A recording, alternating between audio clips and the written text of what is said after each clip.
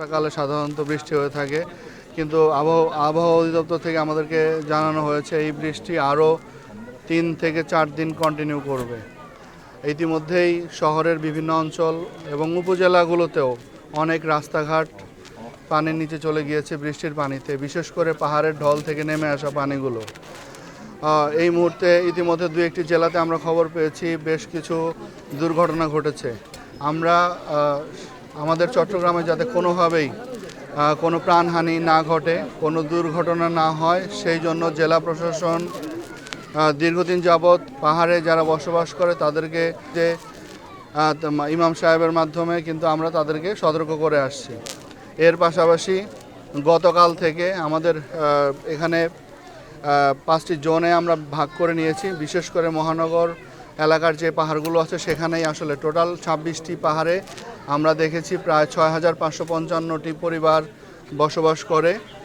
সেই পরিবারগুলোর নিরাপত্তার জন্য 8টি আমরা শেল্টার সেন্টার স্থাপন করেছি। সেখানে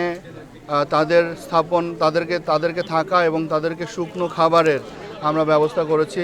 আজকে আমরা এখানে যারা এসেছে তাদের সকলের হাতেই শুকনো খাবার পৌঁছে দিব এবং শুকনো খাবারের পাশাপাশি আমরা দেখেছি যে এই সময়ে অনেক ক্ষেত্রেই পানিবাহিত রোগের, যেহেতু পানির সমস্যা থাকে, পানিবাহিত রোগের একটি প্রাদুর্ভাব ঘটে, এই জন্য তাদের যাতে পানিবাহিত রোগ না হয় এই জন্য তাদেরকে মিনারেল ওয়াটারের ব্যবস্থা আমরা করেছি। তাদের প্রত্যেককেই সেটি আমরা দিয়ে যাব। কিন্তু একটি বিষয়, গতকালকে রাতেও আমরা যারা ঝুঁকিপূর্ণ এরকম বেশ কিছু পরিবারকে যখন আমরা নিয়ে এসেছিলাম, প্রায় 25-26টি পরিবার ছিল সেখানে, তাদেরকে নিয়ে আসার পরে তাদেরকে রাতের খাবার, শুকনো খাবারগুলো দেওয়ার পরে আবার তারা রাতের বেলা সেখান থেকে আবার চলে গিয়েছে।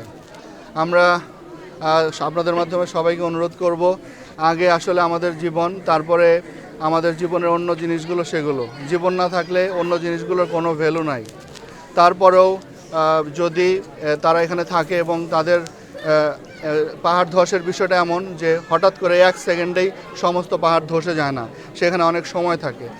কেউ যদি ঘুমিয়ে না থাকে, সে যদি সতর্কভাবে থাকে তাহলে আসলে এখান থেকে অনেকেতেই, কিন্তু যখন রাতের বেলা ঘুমিয়ে থাকে তখন এই দুর্ঘটনাগুলো আরও বেশি ঘটে থাকে, বের হতে পারে না। যদি যারা শেল্টার সেন্টারে থাকবে তারা যদি মনে করে তাদের এই ধরনের কোনো, তাদের যে বাসাবাড়ির প্রতি কোনো সংশয় আছে, যদিও আমাদের পুলিশ বাহিনী, ম্যাজিস্ট্রেট সেখানে আছে সেগুলো নিরাপত্তা দেওয়ার জন্য। এখানে রেড ক্রিসেন্টের একটি 100 জনের একটি ভলান্টারি টিম রয়েছে, ইপসার প্রায় 50 জনের একটা টিম রয়েছে, তারা কাজ করছে।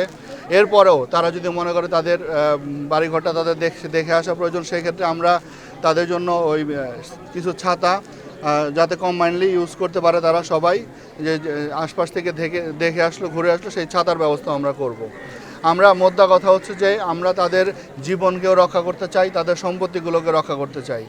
আর এই ক্ষেত্রে শুধুমাত্র আমরা একা চাইলেই হবে না, সবাই যদি একটু দায়িত্বশীল আচরণ করেন, সবাই যদি এটি বুঝতে পারেন, তাহলে আমার মনে হয় যে আমাদের সকল ধরনের এই দুর্যোগ থেকে, এই প্রাণহানি থেকে আমরা রক্ষা পাবো, আমাদের সাথে যারা আছেন তাদের পরিবার, তারা সবাই রক্ষা পাবে। পাহাড়ের পাদদেশে যারা ছিন্নমূল অবৈধভাবে বসতি গড়ে উঠেছে নিরুপায় হয়ে বেশিরভাগ, তাদের জন্য সাবেক যিনি জেলা প্রশাসক ছিলেন তিনি বলেছিলেন অস্থায়ী কোনো পুনর্বাসনের কথা বলেছিলেন, কিন্তু আমরা দেখছি এখনও তারা বহাল আছে।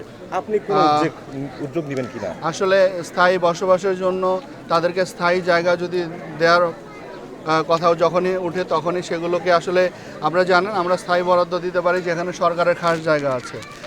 সরকারের খাস জায়গাগুলো সাধারণত কিন্তু এই শহরের মধ্যে সেই ধরনের খাস জায়গাগুলো থাকে না, সেগুলো একটু দূরে হয়। যখনই আমরা ডিস্টেন্সে কোনো ধরনের আবাসন প্রকল্প তৈরি করি, সেখানে আমরা আসলে যাদেরকে প্রত্যাশা করে তৈরি করি তাদেরকে সেখানে নিতে পারি না। এটা হচ্ছে কিন্তু আমাদের একটা চরম বাস্তবতা। তারা তখন সেখানে যেতে চান না, তারা বিভিন্ন তাদের কর্মক্ষেত্রের বিভিন্ন ধরনের আর্গুমেন্ট তৈরি করতে থাকেন, তারা এখানে কাজ করে, এখানে এই স্কুল, বিভিন্ন ধরনের কথাবার্তা বলতে থাকে।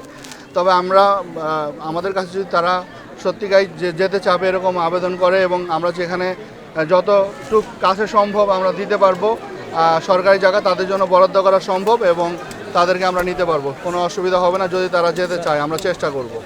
ধন্যবাদ।